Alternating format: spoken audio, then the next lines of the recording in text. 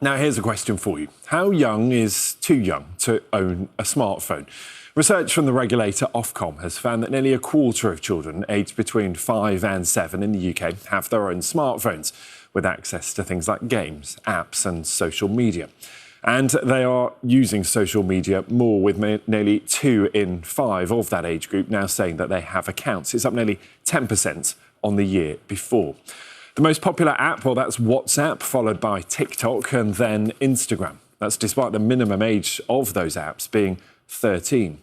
Some parents in Shropshire are concerned that smartphones could be bad for their children's development. So they've decided to test out phones that have no access to the internet. Our reporter Joanne Rittall has been to meet them. In the 80s, yuppies posed with huge mobile phones, but no one was glued to screens. In fact, their phones didn't even have screens. They were purely for making calls. Imagine that. Fast forward to today, and 10-year-old twins Imogen and Toby and their pals are going retro. They have feature phones, which are basically a smaller version of the old brick phone with no access to the internet. We can call and text loads and it's really good. There are games and you can call and you can text, but there isn't any internet. At first, I genuinely didn't want one because I thought everyone's going to make fun of me. Everyone's going to think I'm just weird for having one.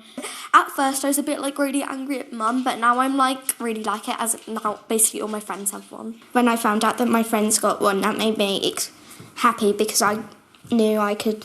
I said to my mum, "Oh, can I have one?" And she was like, "Sure." So yeah. So instead of scrolling through social media, they spend more time playing at home in Shrewsbury. Their parents are part of a growing movement called Smartphone-Free Childhood. This movement is not about judging parents who've made decisions in the past when they didn't have enough information available to them. Harry has a feature phone and it's worth about £50 rather than an iPhone which is £600 or £700. The group wants parents to sign a pact not to buy their children smartphones until they're 14. There are more than 120,000 members across the country. You don't want them to be bullied for not having a smartphone, but at the same time, you don't want to expose them to all of the risks that come with smartphones.